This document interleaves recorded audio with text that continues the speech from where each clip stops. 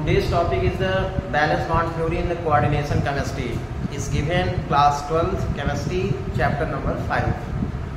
Valence bond theory is explained the geometry and the hybridization of complex compound. Valence bond theory is given by Linus Pauling. Valence bond theory से जो question आते हैं exam में, उसमें जो है हमको ज्योमेट्री किसी भी कॉम्प्लेक्स का फाइंड करना होता है, साथ में उसका हाइब्रिडाइजेशन और मैग्नेटिक बिहेवियर। तो आज का टॉपिक हमारा वैलेंस बॉन्ड थ्योरी है। तो आइए हम देखते हैं। यहाँ एक कंपाउंड गिवन है CONH3 3 पॉजिटिव। इसको हमारे पीएचडी में बोलेंगे हेक्साएमाइन कोबाल्ट और इसके ऑक्सीडेशन स्टेट थर्ड आयन। तो देखिए हम इसमें कैसे इसकी ज्योमेट्री और हाइब्रिडाइजेशन को फाइंड करते हैं। तो फर्स्ट स्टेज में हमें सेंट्रल मेटल एटम का ऑक्सीडेशन स्टेज फाइंड करना होगा। तो यहाँ central metal atom cobalt given, क्या गिवन है? कोबाल्ट। हम कंसीडर कर लेते हैं कि कोबाल्ट की ऑक्सीडेशन स्टेट क्या है? X है। NH3 जो है वो न्यूट्रल लिगेंड है। न्यूट्रल लिगेंड का मतलब होता है ऐसा लिगेंड जिसपे कोई भी चार्ज ना हो। तो यहाँ पे NH3 पे चार्ज 0 है। नंबर ऑफ मॉलिक्यूल्स इसके कितने हैं? 6 है। फिर देखिए यहाँ पे 3 पॉजिटिव है, तो हम इक्वल टू के बाद इस साइड जो है क्या लिखेंगे? +3। 0 में 6 का मल्टीप्लाई होगा तो कितना आएगा? 0 हो जाएगा। तो मतलब x इक्वल टू कितना हो गया? +3। तो हमने ऑक्सीडेशन स्टेट या charge of central metal ion find कर लिया है। कितना हो गया? +3। तो अब देखिए कोबाल्ट का एटॉमिक नंबर होता है 27। ये भी आपको लर्न करने की जरूरत नहीं है, यदि लर्न हो जाता है तो अच्छी बात है। वैसे एग्जाम में जो क्वेश्चन आएगा उसमें एटॉमिक नंबर गिवन होगा। तो 27 इसका इलेक्ट्रॉनिक कॉन्फ़िगरेशन हमने डी ब्लॉक और एफ ब्लॉक में पढ़ा हुआ है। तो AR 3D7 4S कितना?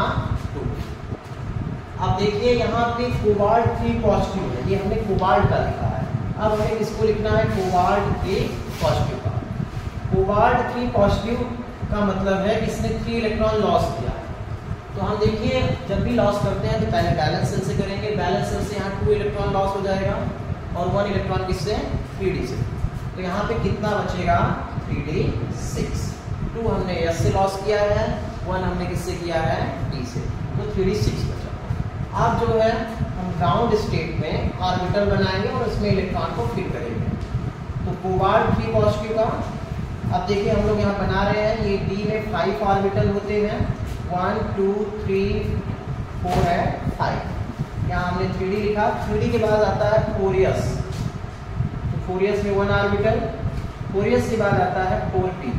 तो 4P में कितने ऑर्बिटल होते हैं? 3। ये हमने बना लिया। ये ग्राउंड स्टेट। तो कोबाल्ट में देखिए कितने पॉजिटिव चार्ज? 3 पॉजिटिव है। तो मतलब यहाँ पे कोबाल्ट के 3 पॉजिटिव और इलेक्ट्रॉन यहाँ D ऑर्बिटल में कितने हैं? 6 है। तो जब भी हम इलेक्ट्रॉन फिल करते हैं किसी भी ऑर्बिटल में, तो according to the Ohm's rule हम 1-1 करके इलेक्ट्रॉन फिल करते हैं। आफ्टर 1-1 फिल होने के बाद जब ये बचता है तब उसमें हम पेयरिंग कराते हैं। तो 1-1 करके हम फिल करेंगे। 1 2 3 4 5। 1 बच रहा है क्योंकि 6 है टोटल, तो ये 6 का बचा है। इसके बाद ये हमें इसको हम कौन सी स्टेट बोलते हैं? ग्राउंड स्टेट है। अब इसके बाद हम क्या करेंगे? हमको किसका करना है? CONH3 O6 3 पॉजिटिव का। अब देखिए हम क्या करेंगे? एक्साइटेड स्टेट में जो ये D में इलेक्ट्रॉन आपको दिख रहे हैं, ये पेयरिंग कर लेंगे। अच्छा, ये किस बेस पे पेयरिंग करेंगे? तो NH3 जो है वो स्ट्रॉन्ग फील्ड लिगेंड है। तो स्ट्रॉन्ग फील्ड लिगेंड जो है वो पेयरिंग करता है और वीक फील्ड लिगेंड जो है वो पेयरिंग नहीं करता है। आपके बुक में जो है एक स्पेक्ट्रोकेमिकल सीरीज गिवन है लिगेंड की, जिसमें इंक्रीजिंग ऑर्डर में लिगेंड जो है राइट है। तो आप देखेंगे NH3 जो है वो फ्लोरीन क्लोरीन के कंपेयर में क्या है? स्ट्रॉन्ग है।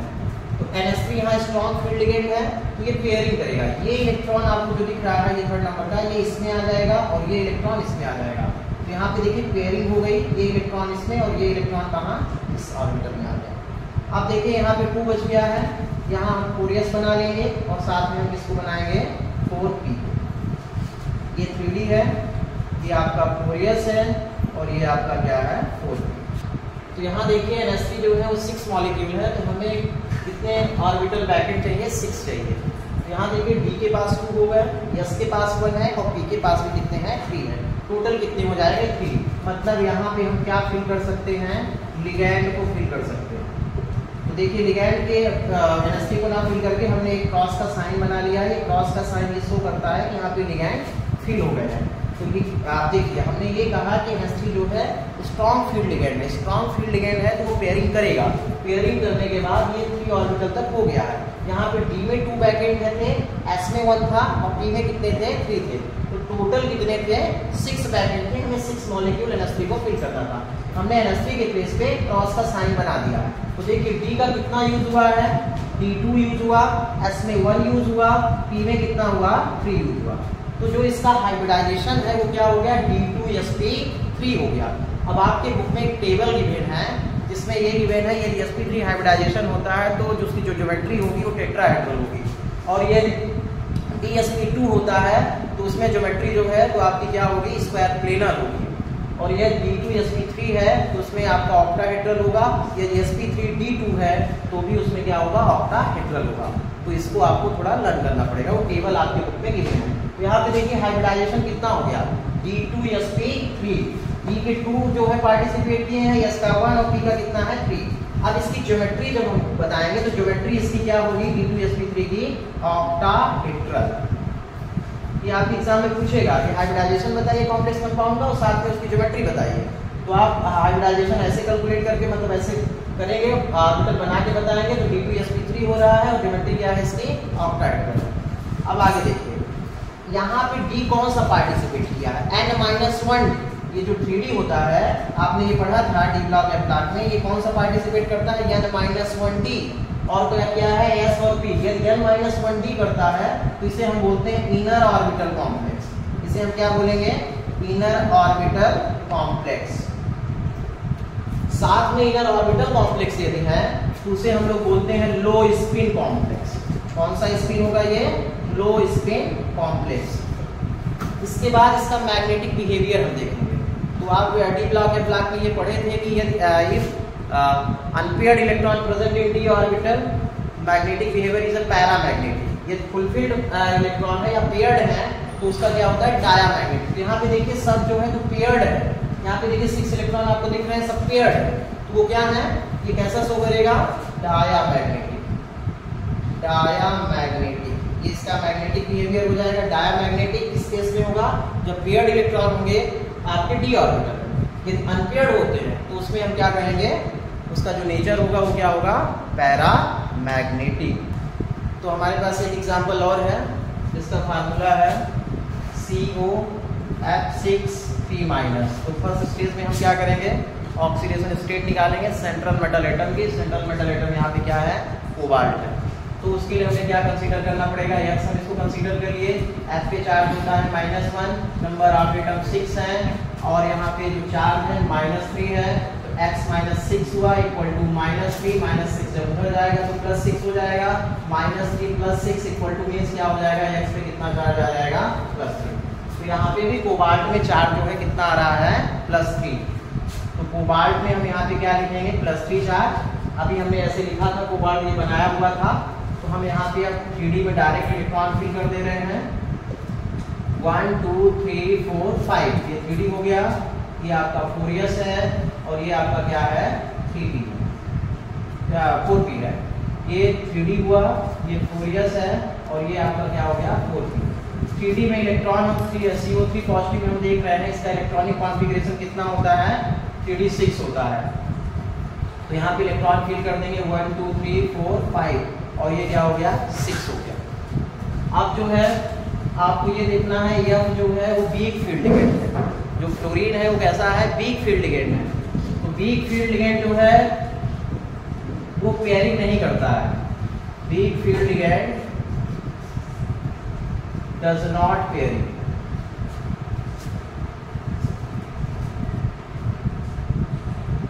वीक फील्ड लिगेंड जो है पेयरिंग नहीं करेगा। जब पेयरिंग नहीं करेगा तो इलेक्ट्रॉन इसमें इस वाले में नहीं आएंगे ना, ये इलेक्ट्रॉन इस ऑर्बिटल में आएगा। तो अब हमें कितना चाहिए या 6 चाहिए। मतलब हमारे पास वैकेंट ऑर्बिटल कितने होने चाहिए 6 होने चाहिए। आपको अभी कितने दिख रहे हैं टोटल 4 दिख रहे हैं। ये 4s में है 4p में तो अभी हम 4p भी बनाना पड़ेगा। देखिए हम बना रहे हैं यहाँ पे, ये आपका 3D हो गया 1 2 3 4 5। अब इसके बाद में आप 4s बना लेंगे, यहाँ पे 4p। अब यहाँ पे हमको 4d बनाना पड़ेगा। इंक्रीजिंग ऑर्डर में आप ऑर्बिटल को बनाते हैं। ये 3d है आपका, यहाँ पे 4s है, यहाँ पे 4p है और यहाँ पे क्या हो जाएगा 4d। 3d में देखिए 6 इलेक्ट्रॉन थे, 1 2 1 के टोटल 6 हो गए। फ्लोरीन जो है मतलब फ्लोराइड आयन जो है वो वीक फील्ड लिगेंड है, तो वीक फील्ड लिगेंड जो है वो पेयरिंग नहीं करेगा, इसलिए ये इलेक्ट्रॉन इस ऑर्बिटल में नहीं आएंगे। तो मतलब इनर ऑर्बिटल इसमें पार्टिसिपेट 3d नहीं करेगा, इसमें कौन करेगा 4d ऑर्बिटल पार्टिसिपेट करेगा। हम देख रहे हैं कि कितने लिगेंड है यहाँ पे 6 है, तो 6 के लिए हमें वैकेंट ऑर्बिटल 6 चाहिए, 1 2 3 4 5 एंड 6। तो आप ध्यान से देखिए s पार्टिसिपेट किया है, p किया है और क्या किया है 4d, मतलब s 1 हुआ, p कितना हुआ 3 और d कितना हुआ 2 हुआ। तो आप देखिए 3d पार्टिसिपेट नहीं किया, मतलब इनर ऑर्बिटल पार्टिसिपेट नहीं करेंगे तो उसमें 4d पार्टिसिपेट करेगा, और 4d पार्टिसिपेट करेगा या उसे हम nd ऑर्बिटल कहेंगे, तो उसको हम क्या बोलेंगे आउटर ऑर्बिटल कॉम्प्लेक्स। हाइब्रिडाइजेशन क्या हो गया sp3d2, और इसकी ज्योमेट्री जो होगी वो क्या होगी ऑक्टाहेड्रल, ऑक्टाहेड्रल होगी, और इसे हम क्या बोलेंगे आउटर ऑर्बिटल कॉम्प्लेक्स। रीजन क्या है, इसमें 1 - 1d ऑर्बिटल पार्टिसिपेट नहीं कर रहा है, इसमें कौन कर रहा है nd ऑर्बिटल, या आप इसको कहें 4d ऑर्बिटल पार्टिसिपेट कर रहा है, इसलिए हम इसे क्या बोलेंगे आउटर ऑर्बिटल कॉम्प्लेक्स। साथ में इसे हम ये भी बोलते हैं कि ये क्या है हाई स्पिन कॉम्प्लेक्स। कैसा है हाई स्पिन कॉम्प्लेक्स है। अब इसका मैग्नेटिक बिहेवियर और मैग्नेटिक मोमेंट हम दोनों निकाल देते हैं। तो मैग्नेटिक बिहेवियर इसका कैसा होगा, आपको दिख रहा है कि यहाँ पे अनपेयर्ड इलेक्ट्रॉन है। कितने अनपेयर्ड इलेक्ट्रॉन है 4 अनपेयर्ड इलेक्ट्रॉन है। तो अनपेयर्ड इलेक्ट्रॉन है, तो अनपेयर्ड इलेक्ट्रॉन की वजह से इसका बिहेवियर कैसा होगा, अनपेयर्ड इलेक्ट्रॉन की वजह से इसका जो बिहेवियर होगा वो कैसा होगा पैरामैग्नेटिक होगा। कैसा होगा ये पैरामैग्नेटिक। साथ में इसका मैग्नेटिक मोमेंट भी हमको कैलकुलेट करना होगा। तो मैग्नेटिक मोमेंट कैलकुलेट करने के लिए एक फार्मूला है मैग्नेटिक मोमेंट। तो मैग्नेटिक मोमेंट कैलकुलेट करने के लिए हम क्या लिखते हैं, मैग्नेटिक मोमेंट को म्यू से डिनोट करते हैं। म्यू इक्वल टू होता है n प्लस मल्टीप्लाई किससे है n+2 से है। n का मतलब होता है नंबर ऑफ अनपेयर्ड इलेक्ट्रॉन। तो नंबर ऑफ अनपेयर्ड इलेक्ट्रॉन यहाँ पे देखिए कितने हैं 4 हैं, यहाँ पे 4 फिल कर देंगे, मतलब 4 प्लस कितना 2, तो कितना हो जाएगा 4 2 6 और 6 4 कितना हो गया 24। हमने आपको जब डी ब्लॉक और ए ब्लॉक पढ़ाया था तो उसमें एक मोबाइल नंबर आपको बताया था, हम एक बार फिर बता दे रहे हैं 929087848783। 5 यदि अनपेयर्ड इलेक्ट्रॉन है तो मैग्नेटिक मोमेंट होगा 5.92। 4 मैग्नेटिक अनपेयर्ड इलेक्ट्रॉन है तो 4.90, 3 है तो 3.87, 2 है तो 2.84, और यदि 1 अनपेयर्ड इलेक्ट्रॉन है तो 1.73। तो यहाँ पे देखिए कितने अनपेयर्ड इलेक्ट्रॉन थे 4, तो 4 के लिए कितनी वैल्यू आएगी, 4 के लिए आएगी 4.90 DM। एक बार फिर से देखिए आप COF6 जो है हमारे पास एक कॉम्प्लेक्स है 3 नेगेटिव। तो फर्स्ट स्टेज में हम क्या फाइंड करेंगे oxidation state. Oxidation state find करने के लिए हम इसको x कंसीडर करेंगे। जब पे जो चार्ज -1 होता है और नंबर ऑफ यहाँ पे एटम जो है वो 6 है, तो 6 × -1 तो कितना हो जाएगा -6, उधर -3 है। जब हम ट्रांसपोज करेंगे तो x इक्वल टू कितना हो जाएगा -3 + 6 मीन्स होगा x इक्वल टू कितना +3। तो +3 होगा मतलब कोबाल्ट पे चार्ज कितना है +3 है। तो जब हम इलेक्ट्रॉन निकालेंगे 3, तो आप यहाँ पे देखिए यहाँ से हम इलेक्ट्रॉन 3 निकाले हैं, तो इसका जो जनरल इलेक्ट्रॉनिक कॉन्फ़िगरेशन है वो कितना होता है 3d7 4s2 है। 2 यहाँ से इलेक्ट्रॉन 1 निकल गया, 1 यहाँ से 7 से निकल गया, टोटल कितना बचा है 3d6। अब 3d6 को हम ऑर्बिटल में फिल करेंगे। तो हमने यहाँ पे 1 1 करके फिल किया, इलेक्ट्रॉन बच गया तो एक की पेयरिंग करा दी। अब यहाँ पे 4s हो गया, 4p हो गया, इसके आगे 4d होगा। F जो है वो वीक फील्ड लिगेंड है, वीक फील्ड लिगेंड जो है वो पेयरिंग नहीं करेगा। जब वो पेयरिंग नहीं करेगा तो n-1d ऑर्बिटल पार्टिसिपेट नहीं करेगा। तो इसका मतलब है यहाँ पे कौन पार्टिसिपेट करेगा 4d। हमारे पास 6 वैकेंट ऑर्बिटल होने चाहिए।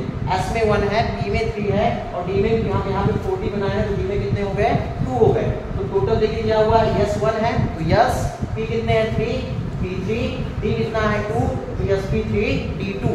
तो sp3d2 कितना होता है, ऑक्टाहेड्रल होता है।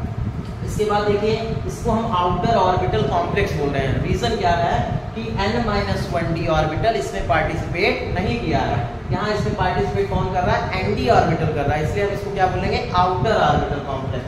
साथ में इसको हम क्या बोलते हैं, हाई स्पिन कॉम्प्लेक्स। और मैग्नेटिक बिहेवियर कैसा होगा, तो मैग्नेटिक बिहेवियर जो है वो पेयर्ड और अनपेयर्ड इलेक्ट्रॉन पे डिपेंड करता है। यदि अनपेयर्ड इलेक्ट्रॉन उस पर प्रेजेंट है तो वो उसका मैग्नेटिक बिहेवियर पैरामैग्नेटिक होगा, यदि वो पेयर्ड होता है तो उसको हम क्या बोलते हैं, डायामैग्नेटिक। अब मैग्नेटिक मोमेंट हमको ऐसे कैलकुलेट करेंगे तो उसके लिए एक फार्मूला है, मैग्नेटिक मोमेंट को म्यू से डिनोट करते हैं। म्यू इक्वल टू होता है √n इंटू कितना, n+2। n का मतलब है नंबर ऑफ अनपेयर्ड इलेक्ट्रॉन, तो यहाँ पे देखिए 4 अनपेयर्ड इलेक्ट्रॉन है, तो क्या हो जाएगा √4 इंटू कितना, 4+2, 4+2 6 हो गया, 4 का मल्टीप्लाई 6 में कर दिया तो कितना हो जाएगा, √24। अच्छा है, आपसे जब ये स्क्वायर रूट की 24 की वैल्यू नहीं आ रही तो आप एक मोबाइल नंबर रख रखिए 9290878473। ये 5 एम्पियर है तो 5.92 pm होगा, 4 एम्पियर है तो 4.90 होगा, 3 एम्पियर है तो 3.87 होगा, और 2 एम्पियर है तो कितना होगा 2.84, 1 एम्पियर तो कितना होगा 1.73। pm जो है बोर मैग्नेटॉन यूनिट होती है। तो जो टॉपिक है वो क्रिस्टल फील्ड स्प्लिटिंग थ्योरी है, इसे हम शॉर्ट में CFT थ्योरी कहते हैं। तो CBSE बोर्ड एग्जाम में इससे क्वेश्चन आता है। तो देखिए क्रिस्टल फील्ड स्प्लिटिंग मतलब इसमें जो d ऑर्बिटल है आपका वो 2 पार्ट में स्प्लिट हो जाता है। 2 पार्ट में जब स्प्लिट होता है तो एक बनता है T2z जिसमें 3 ऑर्बिटल होते हैं, और एक बनता है EZ, इसमें 2 ऑर्बिटल होते हैं। तो देखिए T2z में कौन कौन सा होता है, तो एक होता है dxy, dxz और dy/z, और EZ में कौन होता है dx², y² और dz²। तो अब देखिए हम किसके बेस पे देखेंगे, तो in case of octahedral complex, तो ऑक्टाहेड्रल कॉम्प्लेक्स में हम उसका पहले क्रिस्टल फील्ड थ्योरी का एक डायग्राम होगा उसे बनाएंगे। तो देखिए यहाँ पे एनर्जी है,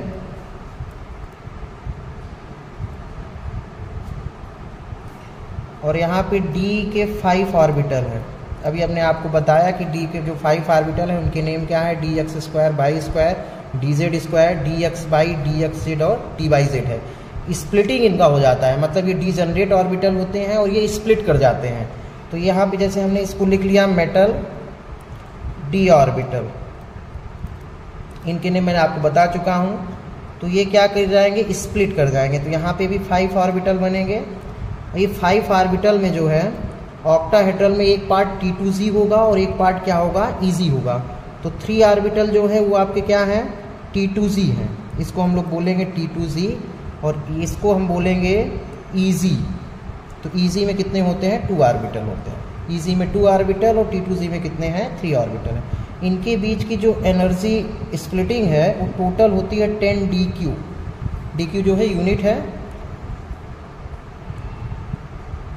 और इसको जो EZ के हैं यहाँ पे जो एनर्जी है वो होती है 3/5, और यहाँ जो है तो होता है 2/5। इसको हम लोग राइट कर सकते हैं 0.6 और इसको राइट कर सकते हैं 0.4। ये स्प्लिटिंग है। तो अब देखिए जैसे मान लीजिए क्वेश्चन आएगा, तो जो क्वेश्चन आएगा तो क्वेश्चन में ये गिवन होगा कि M is a metal on configuration is a D5। किसी मेटल आयन का जो कॉन्फिगरेशन है, मतलब D में जो इलेक्ट्रॉन है वो कितने हैं, 5 हैं। तो उसके लिए कंडीशन दी रहती है, ये डेल्टा है, मतलब इसको स्प्लिटिंग एनर्जी बोलेंगे। और ये ऑक्टाहेड्रल हम लोग कॉम्प्लेक्स पढ़ रहे हैं, तो O जो है वो सबस्क्रिप्ट है ऑक्टाहेड्रल का। तो क्वेश्चन में लिखा रहेगा कि a metal ion which show the D5, मतलब उसमें इलेक्ट्रॉन कितने हैं, D5 हैं।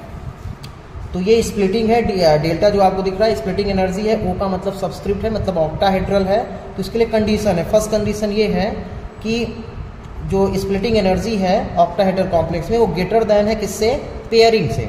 तो यदि वो पेयरिंग से ग्रेटर देन है तो इस केस में पेयरिंग होगा, मतलब इलेक्ट्रॉन जो है क्या करेंगे, पेयरिंग करेंगे, पेयरिंग इलेक्ट्रॉन।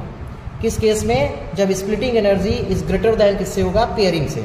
सेकंड कंडीशन ये है कि जो स्प्लिटिंग एनर्जी है वो लेस देन है किससे, पेयरिंग से। तो जब लेस देन पेयरिंग से है तो ये क्या करेगा, डज नॉट पेयर, ये क्या होगा, डज नॉट पेयरिंग, मतलब ये पेयरिंग नहीं करेगा इलेक्ट्रॉन। तो देखिए हमारे पास कितने इलेक्ट्रॉन है, D5 है, तो D5 है ऑक्टाहेड्रल में। अब इसका पूछेगा एग्जाम में कि आप इसका राइट करिए, right electronic configuration of ion of D5 electron. तो देखिए क्या हो जाएगा पहले केस में, तो ये पहला केस है, हम इस केस के लिए क्वेश्चन आता है।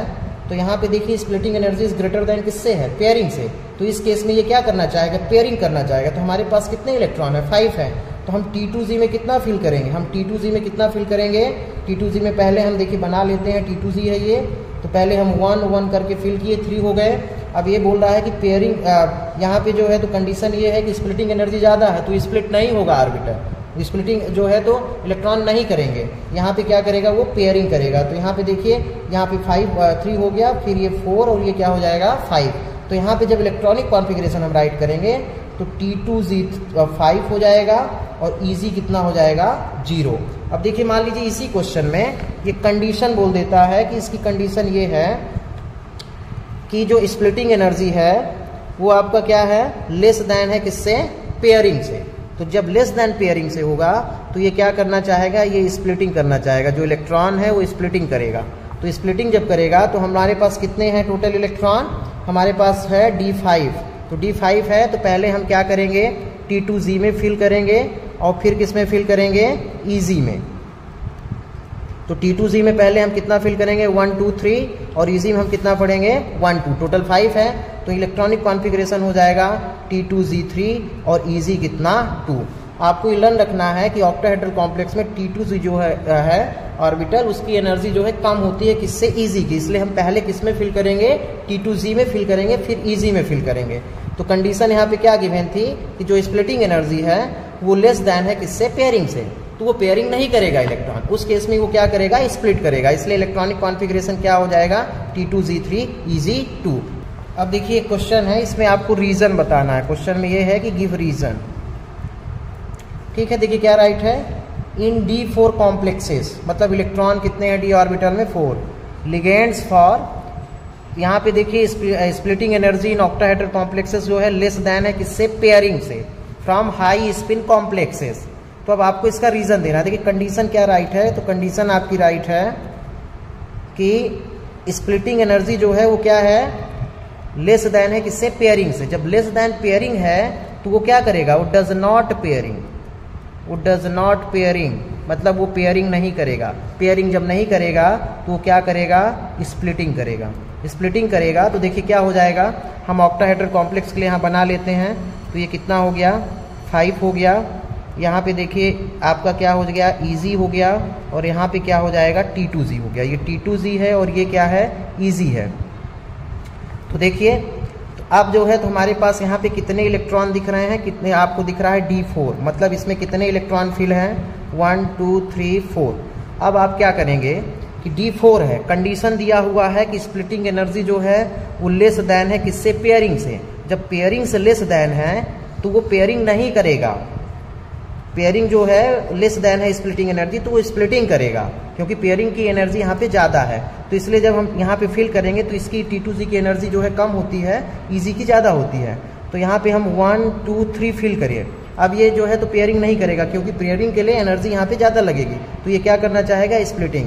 तो इसका इलेक्ट्रॉनिक कॉन्फ़िगरेशन क्या हो जाएगा, T2Z3 EZ कितना 1। इसलिए इसका जो रीज़न है वो ये है कि फ्रॉम हाई स्पिन कॉम्प्लेक्सेस क्यों है, क्योंकि ये क्या इलेक्ट्रॉनिक कॉन्फ़िगरेशन शो करता है, T2Z3 EZ1।